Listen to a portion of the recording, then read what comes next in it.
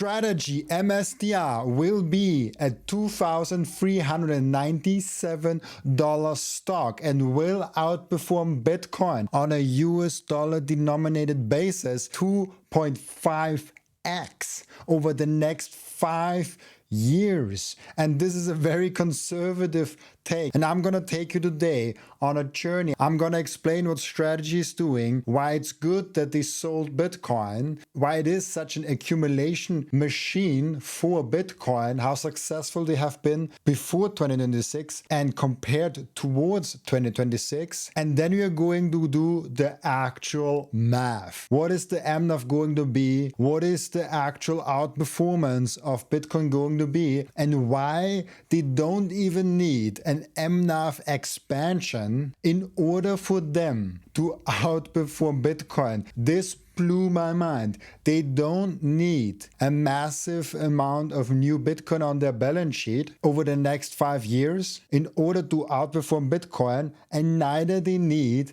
any mNAV expansion whatsoever. I'm actually going to reduce the mNAV a little bit from here. Enjoy.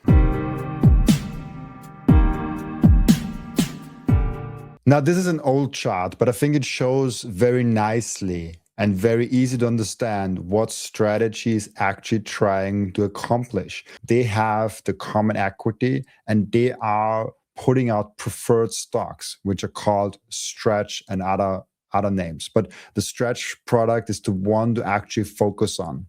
Now, what are they building it on? They are building everything on Bitcoin. And so if you don't understand Bitcoin, if you don't understand why Bitcoin is going up, if you don't believe in Bitcoin, strategy is not the place to be. Before you even think about strategy, try to comprehend why most of your wealth should be in Bitcoin, why most of your wealth should be collected in Bitcoin, and why Bitcoin is the best asset possible to own in the long run. Even if I'm getting very bullish currently on strategy, I still own by far most of my money in Bitcoin. So if you don't understand Bitcoin, if you don't have most of your money already in Bitcoin, don't even think about getting into strategy. So that's only for Bitcoiners to understand. So because you have to understand Bitcoin first before understanding strategy. So Bitcoin here is described as digital capital. And this digital capital has a volatility of 50, 60%, sometimes only 20, 30% volatility.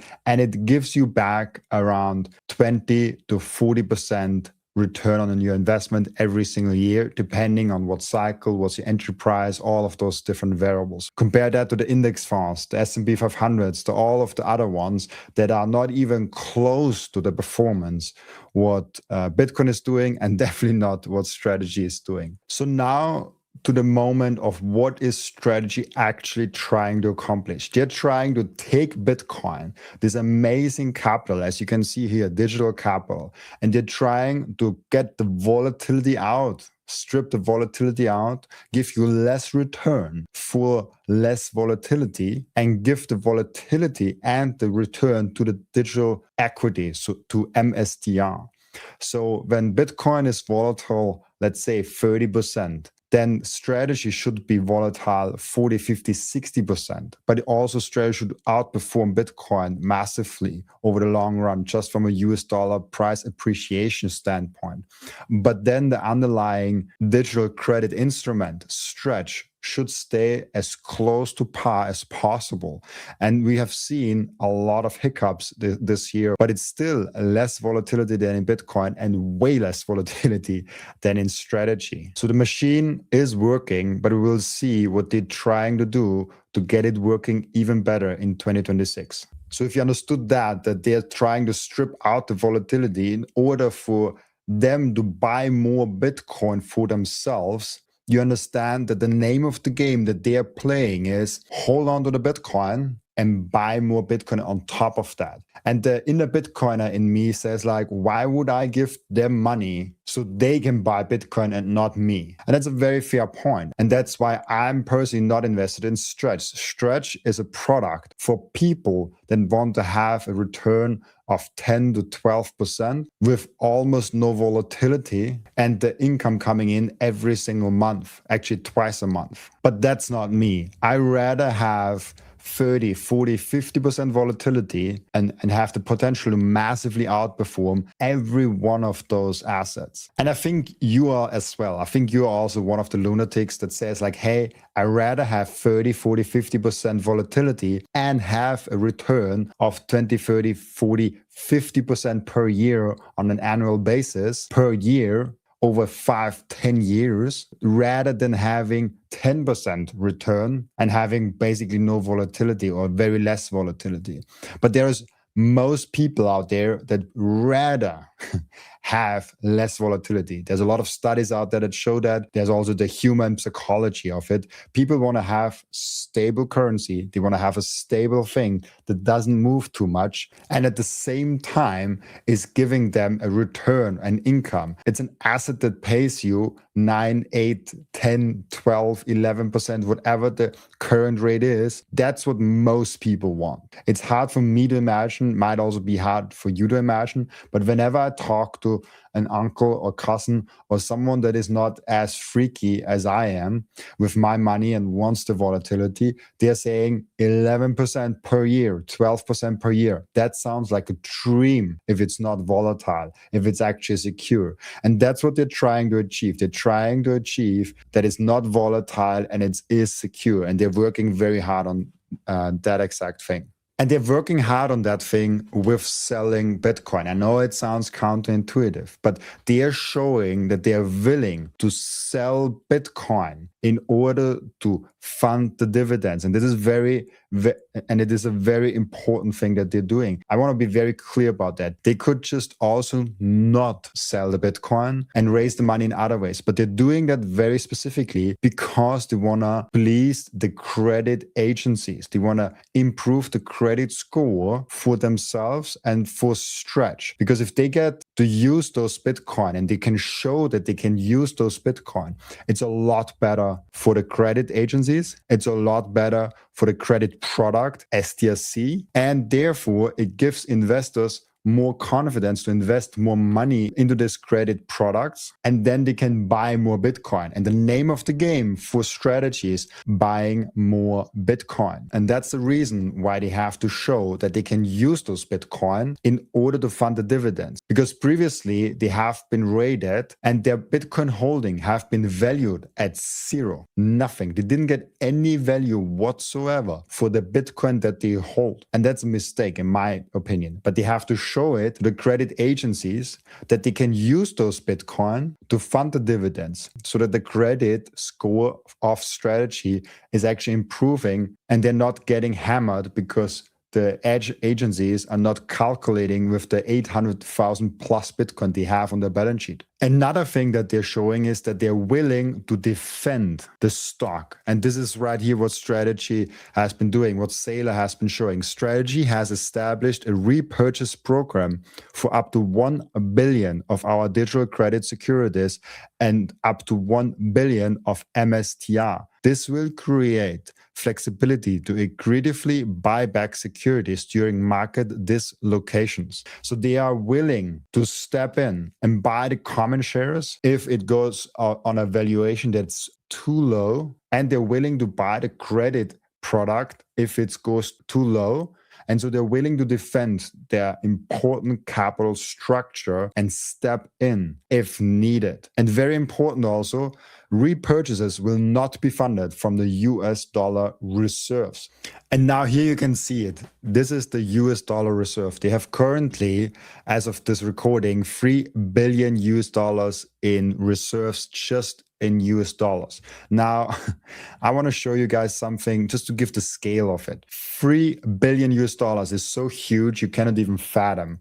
Now, there is a second company, ASST, Strive, that is doing similar things in strategy.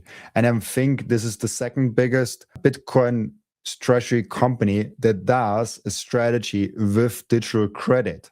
And they are not even at the $1 billion valuation. So strategy could just take their US dollar cash reserves and buy 3 times of ASST, 3 times of Strive, the whole company. So they have this huge US dollar reserves. They have the huge, even better Bitcoin reserves with over 800,000 Bitcoin.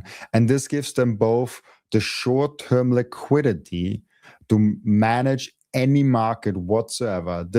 That buys them 20 plus months of dividend coverage. They can sustain their dividends for 20 months without issuing any shares, without selling any Bitcoin, just by the US dollar reserves. That's huge. And with the Bitcoin, they have like 30, 40 years of dividend coverage. They have access to capital markets, and the Bitcoin, most likely, I think so, will go up massively over the next 10, 20 years. So Bitcoin only needs to go up, 4 or 5%, so they can fund the dividends forever. That's crazy to think about. Forever they could fund the dividends if Bitcoin just goes up single digits. But I think Bitcoin goes up a lot faster than that, obviously. Now, how successful has strategy been in raising capital to buy Bitcoin?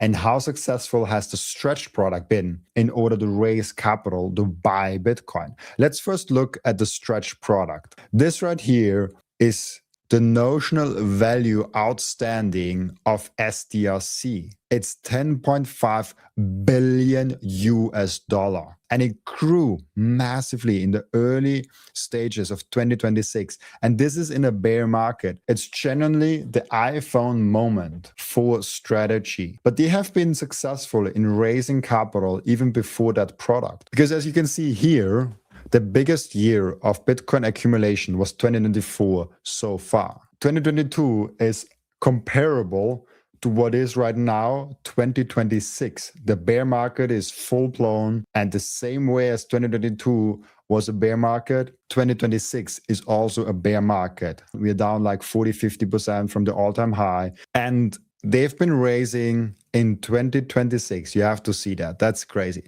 In 2026, they've already been raising 171,000 Bitcoin just in 2026, just the first half. This is a bear market. You have to compare the 2026 number with the 2022 number. You cannot compare 2026 with 2024 because we're not in a bull market. We're in a bear market. And so they are on track to have the best year in Bitcoin accumulation ever in the history of strategy in a bear market, in a historic bear market. That's why I know this strategy. That's why I'm like, the fundamentals are getting better every single day. And the stock price is sinking every single day. I've seen that before. I've seen that with Tesla. I've seen that with Bitcoin, where the fundamentals are getting better and better and better. And the stock, for some reason, is just crashing and crashing and crashing. This is, in my opinion, the most undervalued stock in the whole entire stock market right now. And I personally believe they will be able to get that number of total Bitcoin held right here from 843,000 up to 1 million by the end of this year. Which brings me to a fun topic. Where do I think the strategy price is actually going? What is the fun predictions that we can have? Let's look at some very easy math. But first, we have to check where's the Bitcoin price going, because obviously MSTR going up or down is depending on BTC going up or down. And so here we can see the power law of Bitcoin. Now when we look here to 2031, the median price right here is 637,000 US dollars. If we are now using the 630,000 BTC price and assuming in the next 5 years, not this year, in the next 5 years, they're getting to have 1 million Bitcoin. It's so conservative, I can't even tell you. Think about this chart right here. They have acquired already 171,000 100,000 Bitcoin this year in the bear market. Last year, it was over 200,000 Bitcoin. The year before, 250,000 Bitcoin. They have 843,000 Bitcoin. And I'm telling you, over the next 5 years, if they are only able to get to a 1 million BTC holdings, not 1 million more, just 1 million total holdings in 5 years, and the Bitcoin price does what it always does, goes to a median price of 630,000 US dollars, this would bring share price of Strategy to $3,589. Now, this is with mNAV expansion. So I want to do something fun. As I told you guys before, I will not use mNAV expansion. If we put the mNAV down to 1, and it's currently higher than that, so the mNAV would go down. They would acquire 1 million Bitcoin. Bitcoin price would be ripping up to 630,000. But for some reason, the mNAV is not expanding and it stays at 1. They are still going to $1,361 in 5 years.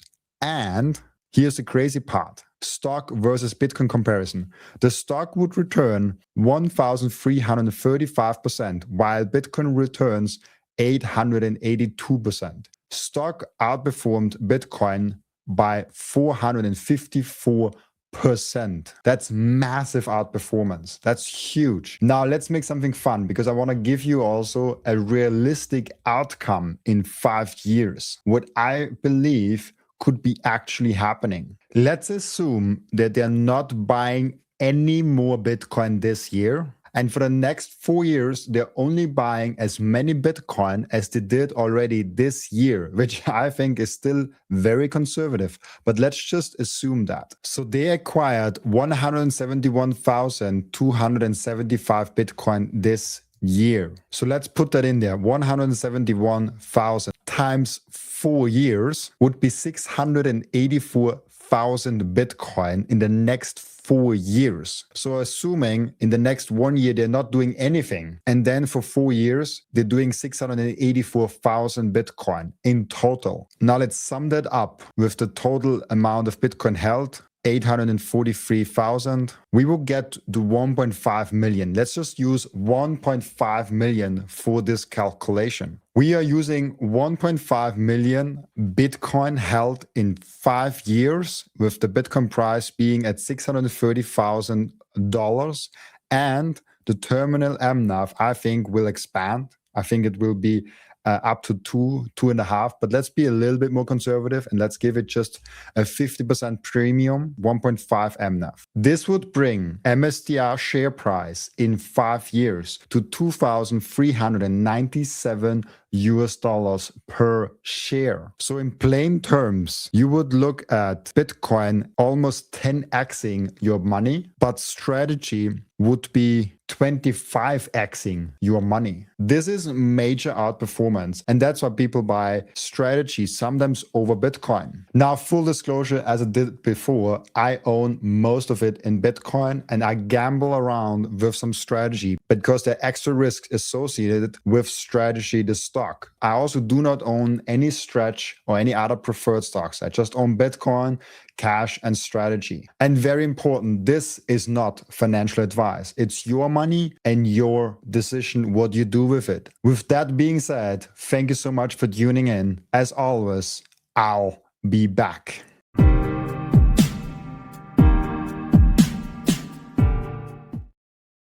This content is for educational and entertainment purposes only and does not constitute financial advice.